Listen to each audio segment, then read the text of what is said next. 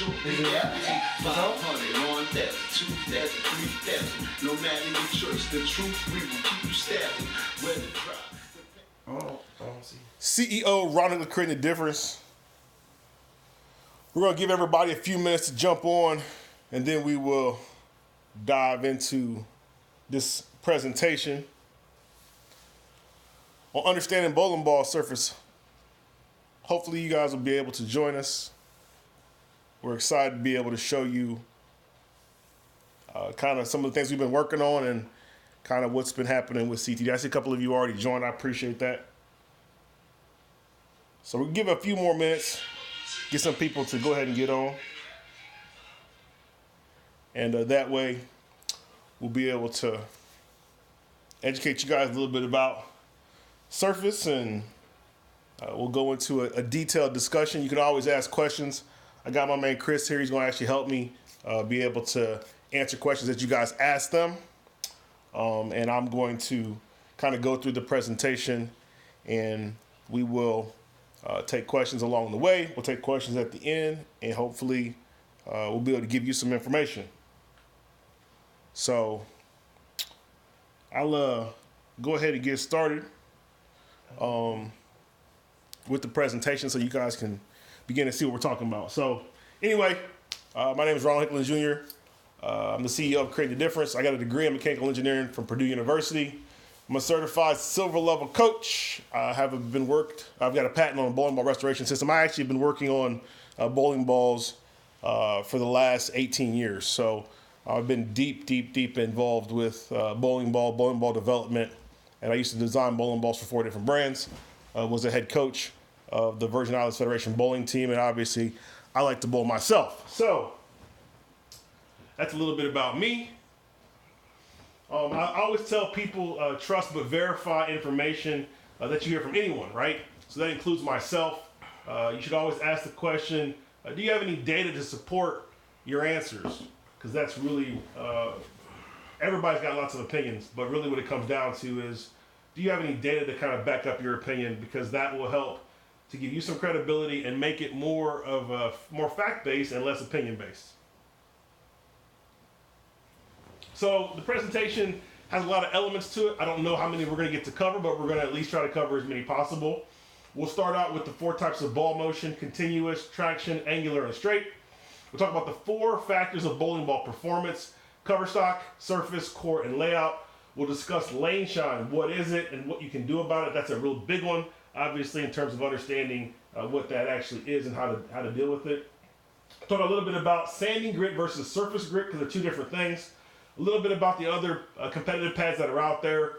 Talk about 1500 grit polish, 500, 1000, etc. Some other potential polishing options, and then we're going to definitely touch on the True Cut hand applied polish powered by Turtle Wax, kind of what that means, as well as impact of the different grits. Then, if we get time, we'll get into some advanced surfacing methods: concentric, parallel, perpendicular, what that means, how to do it, how does that change your ball reaction. And then we'll talk a little bit about bowling ball surface from an arsenal standpoint for leagues, tournaments, and professional events. Then we'll kind of wrap it all up with questions. So we'll start with the 4 types of ball motion. The 4 types of ball motion are a way to classify all bowling balls. Effectively, every bowling ball on the market can fit into one of these 4 categories. And the reason why we do that is to help simplify some of the process. Basically, we take into account all of the things that manufacturers put out there, as well as some of the information that we get from staffers and testers as well. Cover stock, finish, the numbers of the ball, the core type, and what the manufacturer intent all rolls into what we call the 4 types of ball motion. I want to show those to you real quick. This is a video that kind of explains what they look like graphically, so you can actually see the 4 types of ball motion. So you'll start with traction. That ball is going to hook early and then be kind of lazy and finish over the 8 pin. And it's slowing it down here so you can see it again. So that ball will begin to hook very early. Then when it begins to make the move from the break point, which is there, it'll begin to roll fairly forward, which is why it finishes over the 8 pin spot. That's the shape of a traction ball. Continuous balls are different. They actually go out and they come back and they keep going, and they'll actually split the 8-9. That shape's a lot more desirable and a lot more usable for today's bowlers primarily. Ball gets to the break point right about there, and then it will continue all the way through the pins. And this is just a visual way for you to be able to see what these 4 types of ball motions are. The angular ball is the one that everybody likes to see. Ball gets way, way down the lane and then makes a hard, aggressive move. In this case, it goes over the 9 pin, which leaves the 8 pin for us. Same kind of concept though. Basically, all balls will fall into one of those 3 categories, gets to the break point, and then bang, makes a very, very aggressive move, finishes over the 9 pin. And then last but not least is straight. The straight ball motion is what it sounds like. The ball basically, as you're going to see here, goes straight. So that's really the 4 types of ball motion. All balls fit into those 4 types, and we basically classify them on a ball motion chart. If I click the ball motion chart, it'll take us over to a different page, Bowling for Less. Bowling for Less has a ball motion chart that will have all of the bowling balls on it that come out, at least all the balls from the last couple years. And you can actually search by type of ball motion, or you can actually search this sheet by your type of bowling ball you have, and we'll be able to find, you'll be able to find the type of ball motion. So as an example, if we hit Control F and we typed in Gravity, Evolve. Oh, it's not on there yet. Well, that's because it's not out yet. It will be on there. Let's do High Road. We know High Road's on there. So that right there will actually allow you to be able to hopefully skip to some of them. There we go. Let's do it this way. There we go. So that's going to allow you to be able to skip to a lot of the balls that exist. You'll be able to find them. They're actually all on here, so no worries on that. Jumping back to the presentation here real quick. So one of the reasons why I wanted to kind of tell you about that is because when you look at like the ball companies, right? So Brunswick Radical DV8, Ebonite International, Motive, Storm, they actually have characteristics that will help types of players. So as an example, so like for Brunswick Radical DV8, when you're looking at like, if you've got players that are like speed dominant, and the example that I use is Sean Rash, because most people know who Sean Rash is. Sean Rash has a very high rev rate, but he's also got a lot of ball speed. And because of that, I think that helps players like him to be able to match up really, really well with the Brunswick Radical DV8 family. When you're looking at like players that are a little bit more matched with the speed and rev rate, Jacob Butcher from EBI kind of fits that kind of criteria. I think these players really take advantage of the brands that they happen to represent. Same thing with Motive and EJ Tackett. EJ Tackett obviously is very rev dominant, a lot of revs, a lot of ball speed, and I think that's part of the reason why he can match up really well with the Motive, and then Belmonte with Storm Roto Grip. Now here's the thing, it doesn't mean that these players couldn't transition to different companies and be able to get good ball reactions or be able to bowl well. It doesn't mean that at all. What it means is that if you look at these 4 brands, these 4 companies that we've got here, there are some traits that you see out of players that happen to bowl very, very well with them, that also happen to match up to certain types of player styles, so to speak. And that's one of the things that we can look at, we can use when we're looking to help people build arsenals, in terms of being able to say, hey, you're more of a speed dominant player. Let's make sure we get you in a couple of Brunswick Radical DV8 pieces for sure. And then, hey, well, you're more of that, rev dominant player. Well, maybe let's get you in a Storm piece, or vice versa. So the point here is that, honestly, as a player, unless you are sponsored by a company, you should have bowling balls from everybody, because they're all going to have a role in building you a complete arsenal. At the same time, if you are more speed dominant or more rev dominant, you may want to lean more toward one company versus another. So that's kind of what this slide is meant to show you here.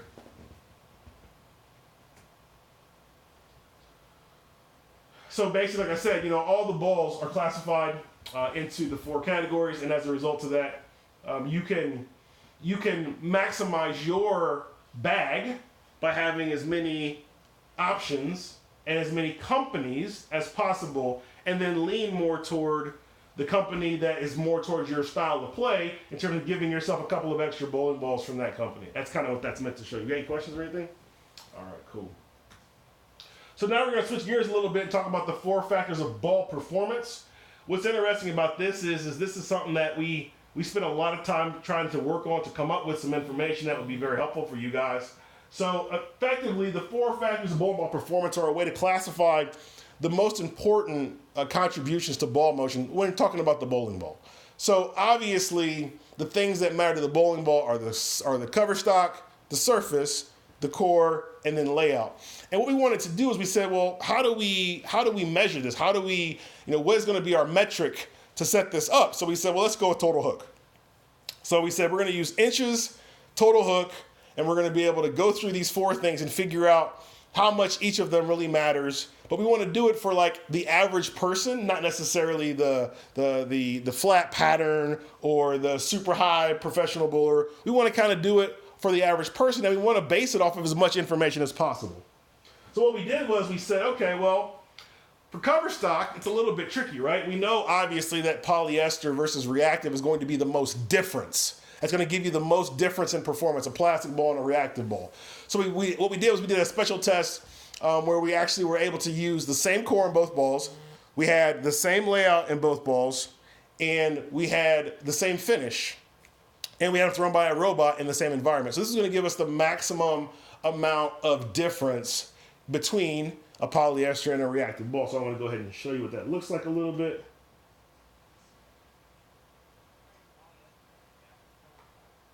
We're able to use Specto to track how big of a difference these 2 types of cover stocks give us.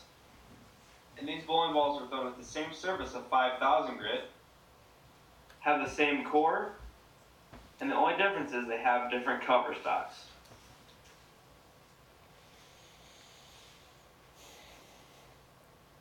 So this was a pretty cool test because how big of a difference do we have between a reactive bowling ball and polyester bowling ball at the same surface with the same core? There we go. So I'm gonna shut Dustin off there. So you can see there's 11.5 boards of difference, which is a lot. I mean, obviously that's a big difference between a reactive ball and a polyester ball. So we kind of were able to take that information, take that data, and say, okay, well that gives us a start. That's a starting point for us. So cover stock obviously makes a pretty big difference. We want to do the same thing with surface. We did the same test. We used a 500 grit True Cut pad and a 5500 grit polished ball. Same core, same layout, same cover stock, still thrown by a robot in that same environment. I'm going to go ahead and mute that this time, and I'll just tell you what we're looking at. So effectively, it's the same concept here, right? We wanted to have the robot throw the ball down the lane, and then we wanted to be able to measure the difference using Specto to see how much performance difference did we actually get from these 2 different surfaces. So obviously, that's a very, very large range, 500 and 5500 polish, obviously. So we would expect to see there to be some difference. And in that case, it happened to be 13.4 boards of difference between those 2. So then what we wanted to do is we said, okay, well, what about core? We obviously know core matters. So what we were able to do is we were able to find a video. Actually, this is Track's video. It's on their YouTube channel if you want to watch the whole video. But it's an asymmetrical versus symmetrical ball, but the shape's the same of the core. So basically, they were able to take the core shape, and based on how you drilled it, you could create a lot of asymmetry, or you could create a lot of symmetry, which is really cool because now the RG, the diff, and the mass bias numbers are all the same in the initial bowling ball. So the only difference here is the layout, right? So we've got the same finish, same cover stock, same environment. So we'll show you that video.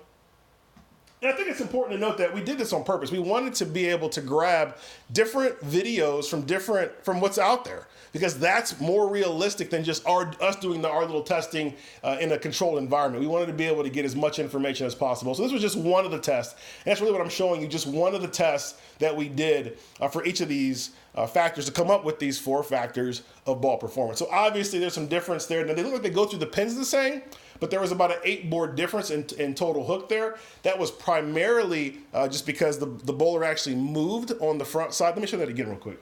So the bowler actually moves on the front part of the lane, not the back part of the lane. So when you watch this video, you'll see the ball cross 2 different arrows. So kind of watch at the arrows here. See, the ball's 2 completely different arrows, and that's why there is as much performance difference as we're saying there. You can see it right there on that first ball, and you'll be able to see it right there on the second ball. So that's why there's 8 boards of difference. So then we said, okay, well, let's keep doing this. Let's look at layout. So this video is on Storm's YouTube channel. It's a great video. I actually am a big fan of this video. This one happens to be a comparison between a 1.5 inch pin and a 3.5 inch pin. They actually did 3 different layouts here. I'm only showing the 2 that gave the most difference. But effectively, same core, same surface, same cover stock, same environment, same bowler. The only difference is a 1.5 inch pin versus a 3.5 inch pin. And I'm going to show that real quick. This is kind of cool. I think it's neat that they actually show kind of how the ball looks as it's spinning down the lane. And then they go through the process of throwing the ball, and then we can actually use that information to look at how much difference there is. So now we're being able to give you another example of some data that we were able to get that's out there. It's readily available. And it was about a board difference between that 1.5-inch pin and a 3.5-inch pin.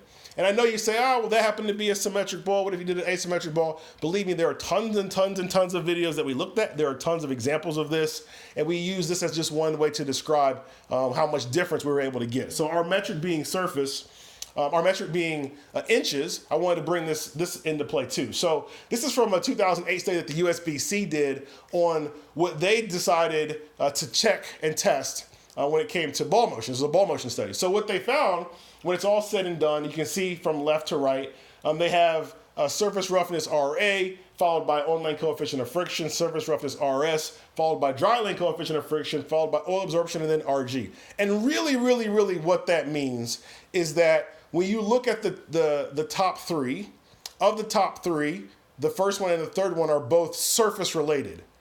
And you don't really get to cores, which happens to be RG, until we're, 6 deep. So that's when we get to cores. And when you look at the difference, because they use a weighted point system, there's a massive, massive, massive difference between surface and RG. So effectively, what this table is saying in layman's terms is that the surface matters a lot. So we were able to use a lot of data from the real world, as well as some data that we collected in a controlled environment to help us determine what the factors were. And we determined, obviously, that surface was number one, followed by cover stock, followed by core, and followed by layout. And we were able to put some percentages to that based on the information that we had. So we kind of been able to summarize that data down to this one slide that basically says that your surface of your bowling ball is between 53 and 60% of your reaction. So it's more than half of your reaction is going to come from surface, which shouldn't really shock many people, because obviously we know that if you change the surface of your bowling ball, you change your reaction pretty aggressively. Followed by cover stock, obviously, the type of cover stock matters, then core, and then layout. So really, what this tells you is this gives you some opportunity to change the performance of your bowling ball significantly once the bowling ball is drilled, because surface has such a great impact, which now brings us to lane shine. Lane shine is a very, very important topic because lane shine will impact the surface dramatically.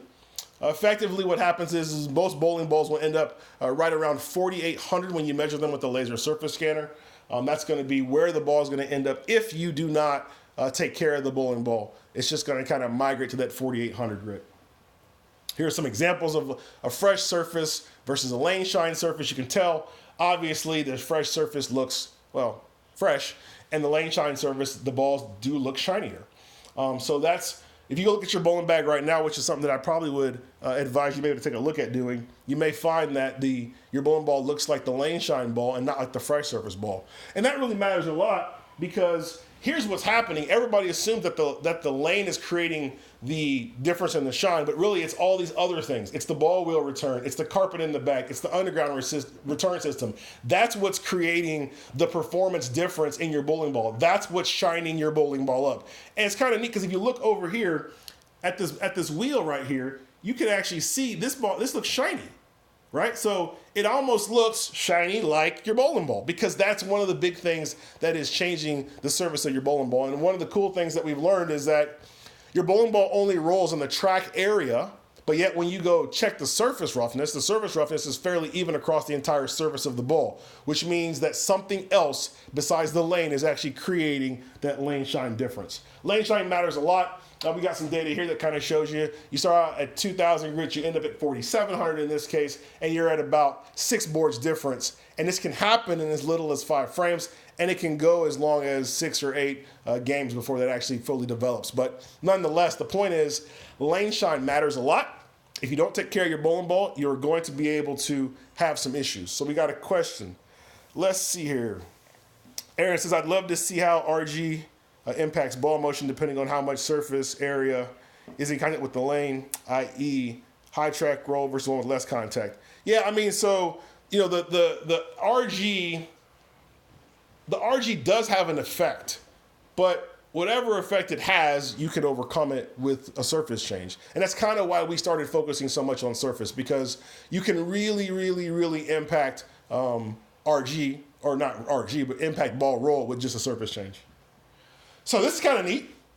what this is this is kind of showing you bowling ball surface changing over time. So effectively what we did here is we took some bowling balls, we started them out at different grits, and we bowled with them and then checked them on a surface scanner over the 5 games you see here. And what's interesting is you can see pretty quickly that all the balls are approaching that 4,800 grit number. Now, what else is interesting is you look at that ball at the bottom, that blue line, the dark blue line, that's 360 grit. So that ball started out ultra chunky. And you can see that it made a very aggressive move by that first, second, third, and fourth game as well. And then the 500 grit did the same kind of thing. Now here's the thing too. It doesn't really matter what manufacturer you use. If you're throwing a reactive bowling ball, this trend toward what I'm going to tell you is 4,800 is fairly consistent across the board. Your ball's going to end up there. We had a ball that was at 5,000, which means that ball was polished, and it actually went down in surface roughness, or in grit. It actually went down toward the 4,800, whereas all the other balls that were duller were working their way up to that 4,800. And that's just because that's where the ball return system, by the time it's all said and done, is going to put your ball at. And because of that, it's going to be really important that you know how to change your surface, because typically you bowl 3 games. So you look at that graph, that's why I put the line at the 3 game mark. You look at that graph, and most of those balls, you figure all of them at 500 all the way up to 5,000 are between 3,500 and 5,000 grit. So all the balls within those first 3 games made a pretty big change, and by the 3rd game, they're starting to get close. Obviously, if you bowl more than that, you're going to continue to get closer and closer and closer, which ultimately leads you to know that you need to have different surfaces if you're going to have different ball motions, because that is the key to being able to get you to have different shapes in your arsenal. So another question. So, never thought about changing surface. Does it play a big difference in league and tournaments? So here's the thing. You can't change surface while you're bowling. You can't do it while you're bowling, but you can do it before you're bowling. And what I'll tell you is this. It is very critical, as this graph here will show you, that you should have your bowling ball at different grits to start with, right? Because the more different they are to start with, obviously they're gonna take a little bit longer to get to that 4,800 grit number. What else is interesting is to your point, tournaments are a little bit different. Sometimes you can change surfaces in between blocks. Sometimes, depending on if it's a stepladder or not, and depending on what the rules say, you may be able to change in between stepladder games. That's something you need to check out with the tournament official first to make sure.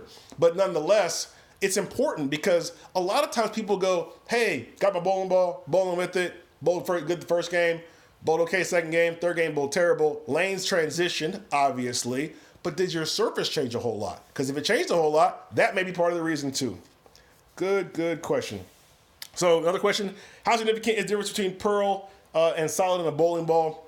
What I'm going to tell you, as somebody who's designed bowling balls for a long time, that the pearl solid hybrid nomenclature, for the most part, has turned out to be very an aggressive marketing plan.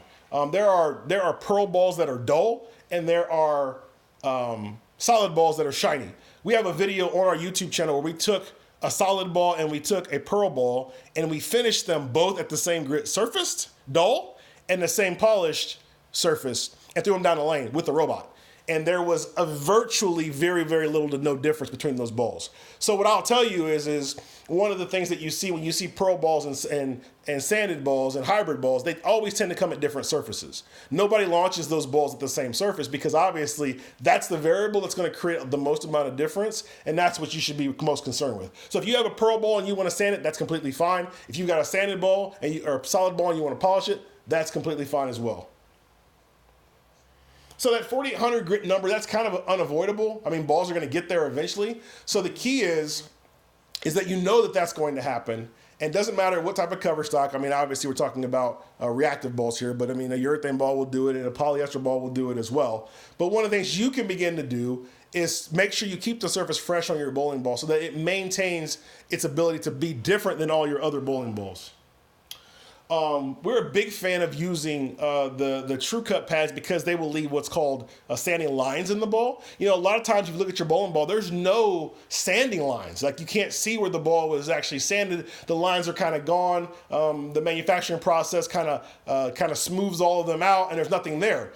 And that's not good if you want to fight the lane shine. And you know, that's kind of another example here. When I show you this graph, these balls that we've got at these grits, those balls have lines in them.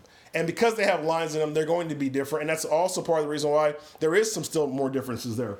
If you don't have those lines in the ball, you're not going to be able to really mitigate that ball getting to that 4,800 grit number. And I told you, it can happen in as quick as 5 or 6 frames. So another option you have, right? You want to bowl a tournament or a league. If you had 2 balls that are similar, that have the exact same surface, and you let one of them shine up, right? Because you know it's going to happen. But the other ball, you actually don't let it shine up. And then when you need to switch or when the lanes transition, you just change balls. So think about that for a second. I think with the rule change, this becomes a really big advantage if you understand the concept here, right? Effectively, you've got 2 balls, the exact same surface. You know one's going to lane shine. As soon as it lane shines, because you can't put the surface back on the ball, you just go grab your other ball that's got the fresh surface on it. That will allow you to be able to keep that motion that you had. Just something to think about, something to consider. Obviously, there's transition that goes on too, and this is one way to mitigate transition caused by your bowling ball. Another thing you can do is have one bowling ball at 4,800 grit at all times, right? Keep it very, very clean. That can become your benchmark ball because it won't change once it gets to that 4,800 grit number. So I'm telling you, if you get a ball that's lane shine, and you like it, you leave it there, and then that ball becomes your benchmark ball. But every other ball you should own should not be at 4,800 grit, or else they're all going to get very, very close in performance.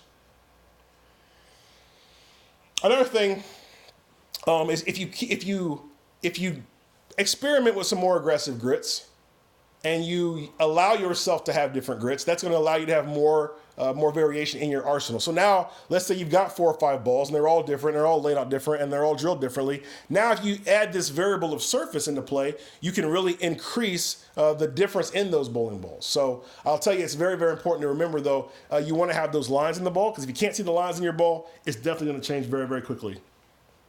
So we got another question. So, should I sand the ball on dry lanes? So, here's what I'll tell you about that. If you sand the ball and the lanes are dry, what that does is that will control your reaction. That'll make the reaction earlier in the front and smoother down lane. That's a big trick that the tour guys use, especially when they're bowling on short patterns. The average house guy thinks, oh, ball hooking too much, I'm going to shine it so it goes longer down the lane. But that creates more over-under reaction down lane, which is actually worse. Most tour guys will actually go the opposite way, sand the ball, get the ball to hook early, get the ball to lay off down lane, which gives them a lot more control. So talking about sanding grit versus surface grit, we'll start with the sanding grit first. So this is what's very, very confusing in the bowling industry. I'll say that right off the bat. So sanding grit, which is kind of what everybody uses, it actually refers to the abrasive particle that's used in the product. So like the Storm Step number 2 finishing compound. If you read what it says it's a 320 grit to 1500 grit. What that means is there's particles in there that will start out cutting at like 320, but they will degrade down to 1500. And that's why that product actually will shine the ball. It's got polishing compounds in it, and it will actually shine the ball. If you look at on the right, you can actually see what some of these grits look like. I've got different size grits, and these different size grits can lead to different types of sanding or different types of numbers on the sanding pads. Now, the grits can come in multiple types too. So like True Cut uses aluminum oxide, Aberlon uses aluminum oxide, Sierra uses silicon carbide. And there's also ceramic. So there's all kinds of materials that can be used as well. But ultimately, these products that we know and that we use and that we love, they're mostly referring to sanding grit, and kind of that's how they're used. So here's an example. So this is obviously it's an Aberlon pad. It's at 2,000 grit, and this happens to be from a bowling ball factory. So this is a factory surface on a bowling ball. And you can look at that and you can say, okay, yeah, it's definitely got some surface to it. It's saying it's 2,000 grit. So that's what I'm going to buy it at. That's what I'm going to leave it at. But this is actually what a 2,000 grit ball looks like with the True Cut system. And the True Cut system was specifically designed to cut bowling balls at the number. So this is a true 2,000 grit surface on a bowling ball. And as you can see, there's lines there, which is obviously a good thing. Here's actually a zoomed in version, a magnified version of surfaces like that. So you can see on the left, we have that factory 2,000 grit surface. And on the right, we have that True Cut 2,000 grit surface. Now, what's interesting about these photos is if you look over here, you can see these little bitty lines like this. And what those are actually grinder marks from the process before they actually sand the bowling ball to get the ball to 2,000 grit. Obviously, there's no grinder marks over here because they're all removed because the True Cut surface is actually cutting that ball, abrading that ball, and giving you those lines, which help to reduce the lane shine. Now, this is kind of neat. This is after 5 games. So you can see there's a difference between the before and after on both pictures. Obviously, this is the before of the factory. This is the after, and you can see those lines there. You can tell that there's a difference in the amount of lines that are in the picture, and the same thing here. So the lines will begin to dissipate, right? As you're bowling, those lines will begin to dissipate. But the more you have in the ball, the more that'll be there, which will help you to resist that lane shine. This is kind of a cool graph. We did this down at Kegel, actually. We took a ball at 2,000 Abralon, a ball at 2,000 True Cut, and all I want you to do is just kind of look at the graph, and I'm going to toggle between the Abralon, which is this picture, and then the True Cut, which is this picture. So if I go back and forth, you can see that there's obviously a performance difference there between those two. It's fairly significant, which would make sense because the 2,000 grit Abralon and 2,000 grit True Cut at two different rates, at two different numbers. But I can tell you that the True Cut number at 2,000 actually is 2,000, which is why you're going to see the performance you see out of the True Cut pad. Now, sanding grit, like I said, it refers to the particles, but it doesn't take into consideration a lot of other things that matter. Other things that matter are the cutting material used, whether it's that ceramic, aluminum oxide, silicon carbide, whatever the material is. The resin binder. Actually, I think I made a mistake. The Brunswick uses aluminum oxide, and True Cut and Abralon use silicon carbide. So I said that wrong initially, but I fixed it now. So the cutting material used that obviously matters, the resin binder. So the resin binder actually matters because that's what actually the particles stick to, okay?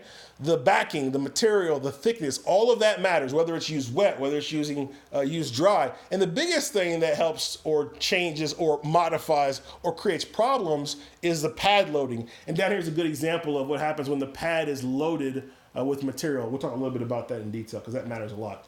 So pad loading is probably the number one issue with sanding pads in general. You can see I've got 4 different sanding pads there. They all have experienced pad loading, but pad loading creates inconsistent cutting from one grit or from one side to the next side of the ball. It's going to definitely result in a higher ending grit because as the pad loads, it can't create the same cut, the same lines as it could have before. So it also causes you to use multiple steps. So like if you're trying to get to 2,000, you're going to go 500, 1,000, 2,000 to try to get there because you have the pads load up. You need more pad contact to hopefully be able to get you that grit you're trying to end with. And it destroys the cutting performance. So pad loading is a massive, massive, massive, massive problem when it comes to cutting bowling balls. Surface grit. Surface grit is a little bit different. It's something that we used to develop the True Cut pads. We started with the Jayhawk ball surface scanner. It's a more accurate measurement system in our opinion. It actually uses a laser light. It's not perfect, but it definitely is a better system. It's made for bowling balls. It measures. Basically, it'll give you RA, it'll give you RS. We like to use the grit reading because everybody understands that, and that is what we used when we were developing the True Cut sanding pads.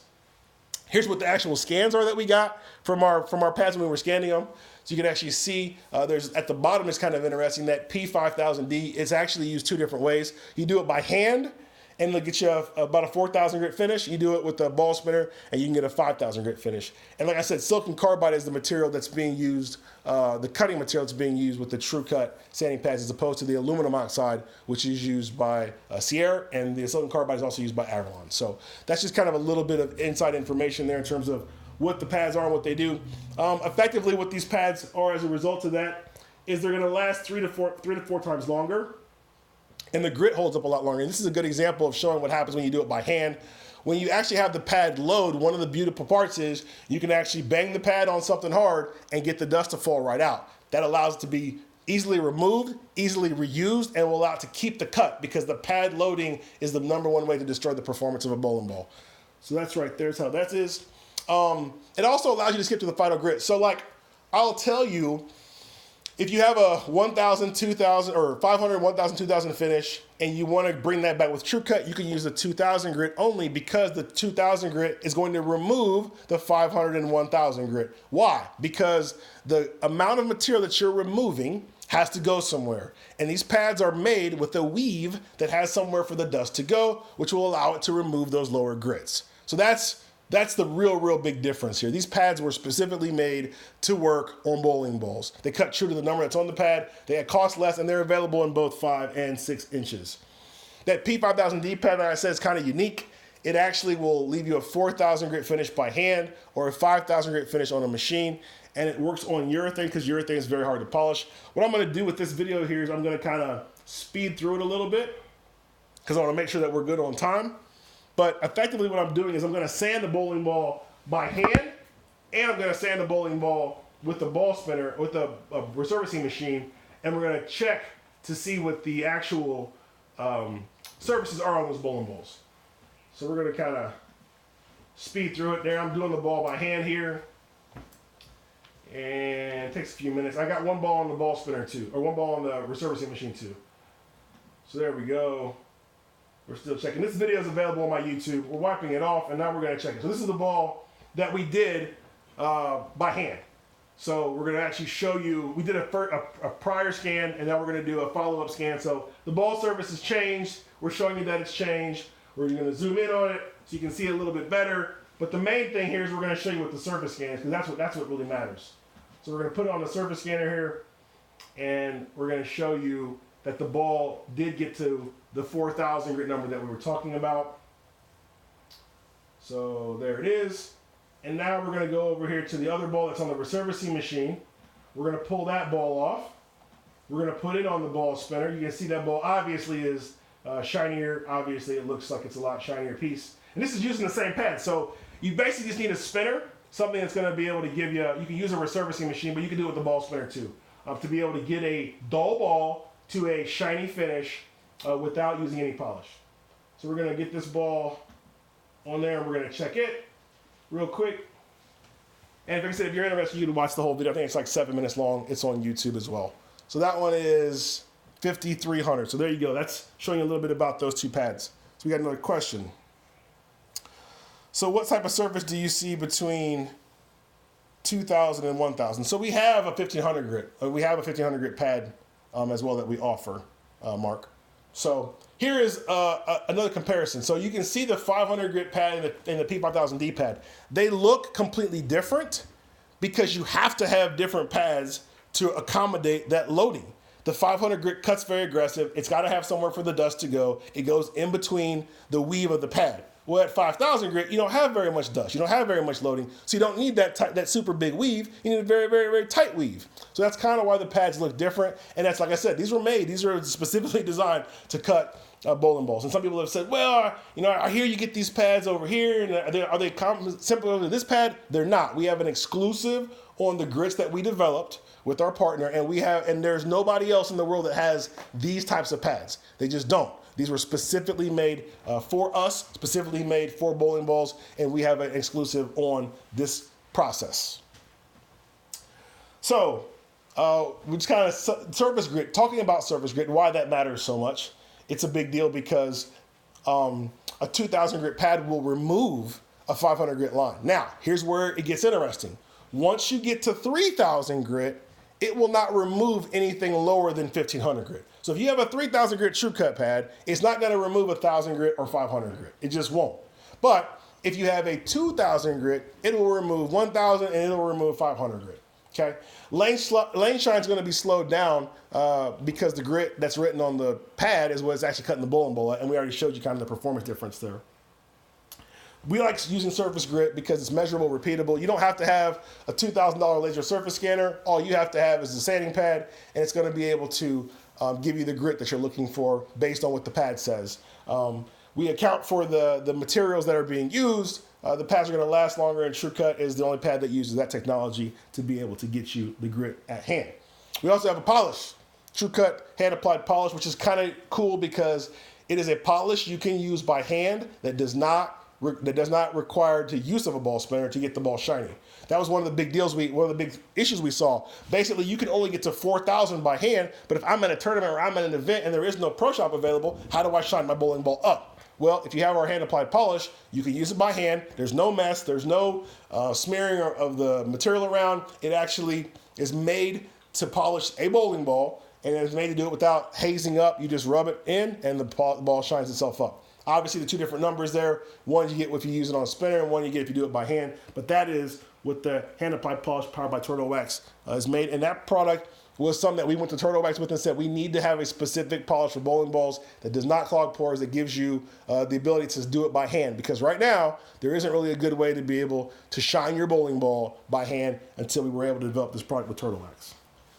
We're not going to show that video because we are a little bit low on time, but I do want to show you the difference in what they look like. So this is a slide that will show you the performance of, or not the performance, but the visual appearance, right, of all of the grits, 5, 1, 1500, 2, 3, 4, 500, and then polished. You can tell there's obviously some difference between those and how those cut surfaces look, which obviously is important when you are trying to get your arsenal together.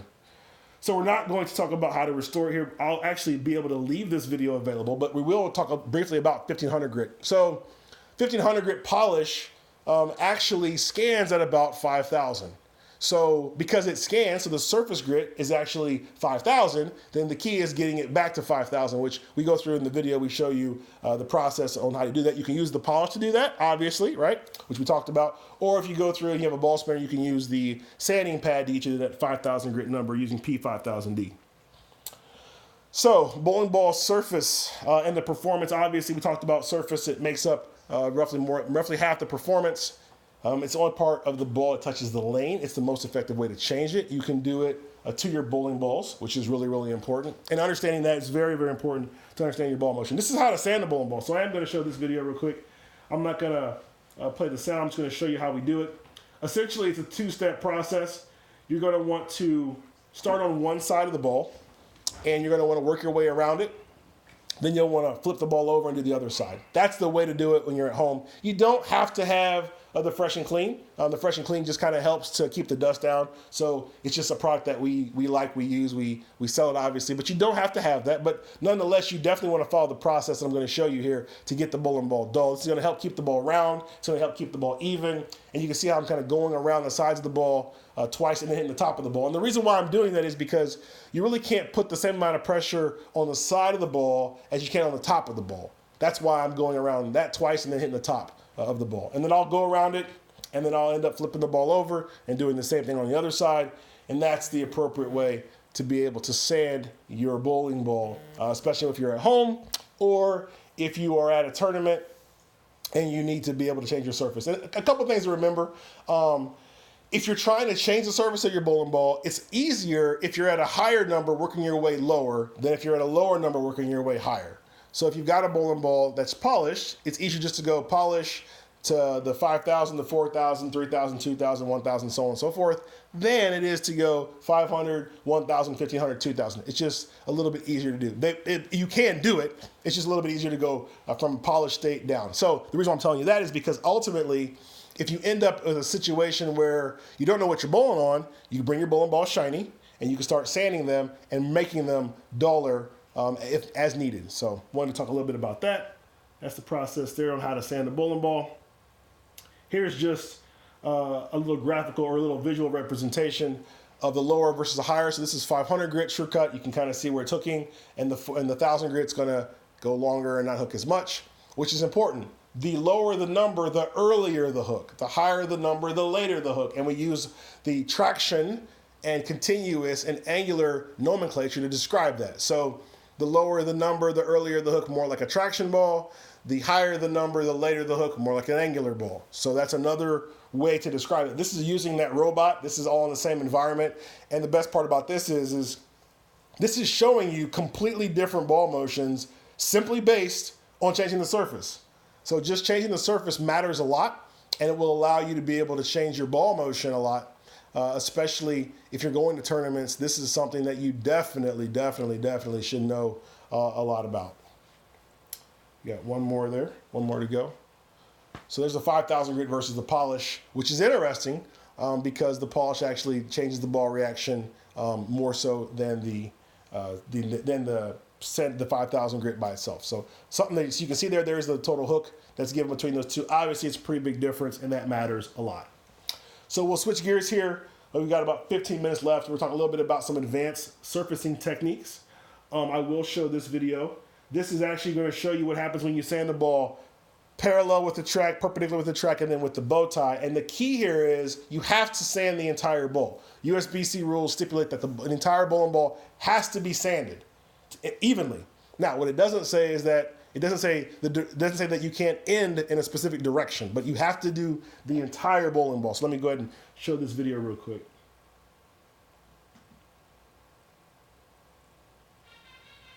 Dustin Zinger with Creating the Difference. One of the most important components to your overall ball reaction is the surface on your bowling ball.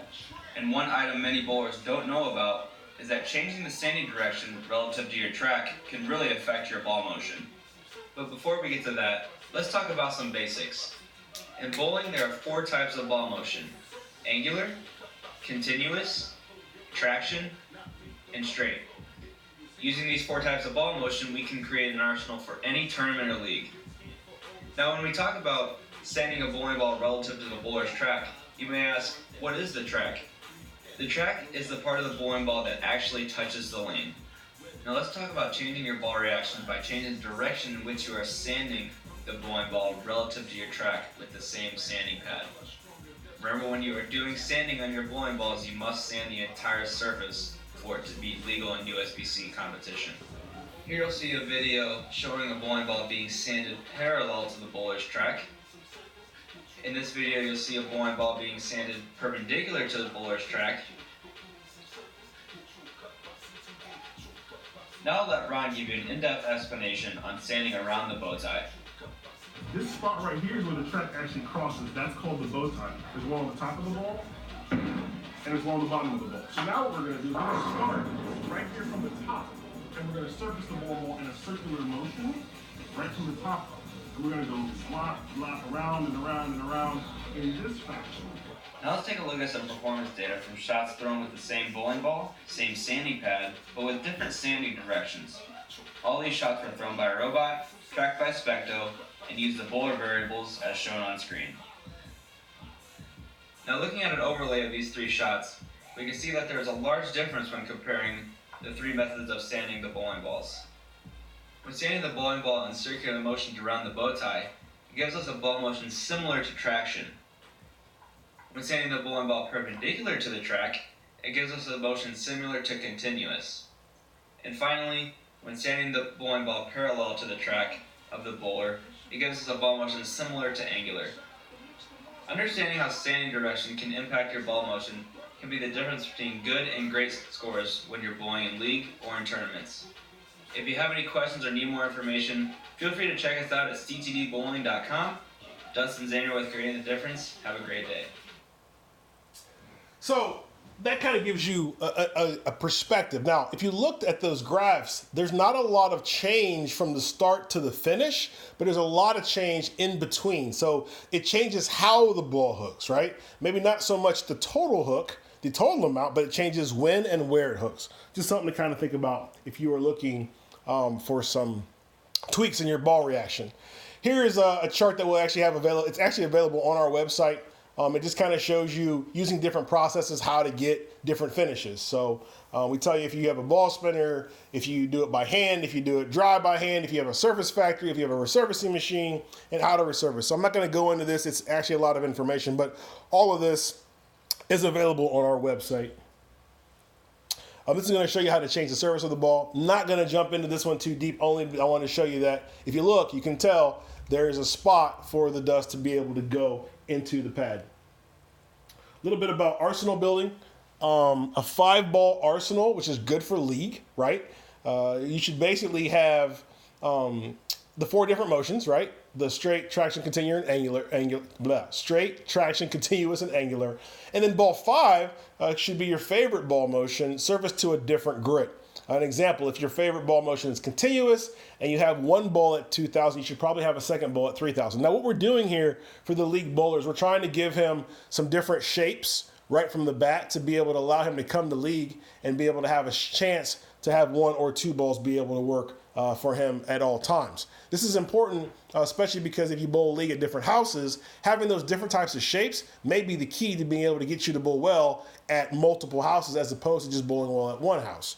So once you have kind of figured out how the house is going to play, if you still want to bring those 5 balls, you can use surface and begin to tweak the surfaces on the balls and get them to be a little bit more closer to, or a little bit more in line with each other so you can make those switches like we talked about earlier and keeping your ball motion the same. Tournament arsenal goes to 6 balls. Obviously, you have the front 4. The spare balls are straight, traction, continuous, and angular. Ball 5 is your favorite ball motion. And then ball 6 is another one of your favorite ball motions at a different grit. So basically what you're doing is you are expanding the surfaces on your bowling balls to be able to give you more performance. This is kind of cool. I'm really good friends with Anthony Simonson. This is him at the Bear Open, and we were talking a little bit about his arsenal in particular. And one of the things that the pro players like to do is they will actually take bowling balls that are kind of drilled similar, and they will be able to use surface to be able to tweak their reaction. So if you're a professional bowler or aspire to be a professional bowler, this is one of the things you may want to consider as well. You get ball motions that work for you. In this case, two types of ball motion that work best on the lane condition, because you do know at the professional bowler level what type of environment you're bowling on. So you begin to get bowling balls that will work well in that environment. In this case, you can see he's got two motions. He's got a bunch of phase twos and a bunch of idles. And they are the phase twos, right, are different drills, slightly different drills, and some different surfaces. But the idles are definitely different surfaces and drilled fairly similar. And that's what you use to be able to create different ball motions, because you need to be able to tweak the ball motion, not make massive differences. So just something else to consider, especially if you know what you're bowling on. So like if you go to a league and you're always bowling the one league and it's always the same thing, this is a applicable concept. You don't have to bring a whole bunch of balls. You bring a whole bunch of balls that are kind of the same, different surfaces, and be able to allow yourself to switch from ball to ball to ball as needed to be able to give you the best chance to fight against that transition that's going to occur. Just something to think about there. There's actually the grits of his bowling balls that he had. You can see he's got a ball that was 5,800 all the way down to 4,000, but they are drilled fairly similar. And then he had the same grit on these two bowling balls, but there's one pin up and one pin down. So just the same kind of concept, man. Like there's different ways to be able to attack these patterns. And if you know what you're bowling on, this is a critical aspect to be able to give you some more leverage for your game. So kind of wrapping it up. 4 types of ball motion. There's 4 performance factors. Obviously, we'll have all this available on our website as well. Lane shine alters performance and should be taken into consideration when you're building an arsenal. And surface grit is the most important aspect when we're talking about the bowling ball. So using direction, right? Changing the different directions. We talked about parallel, perpendicular, and concentric, how that matters to giving you some different ball motion shapes. And then building your arsenal around to be able to get you the biggest set of ball motion available. So obviously there's our website. You can obviously check that out.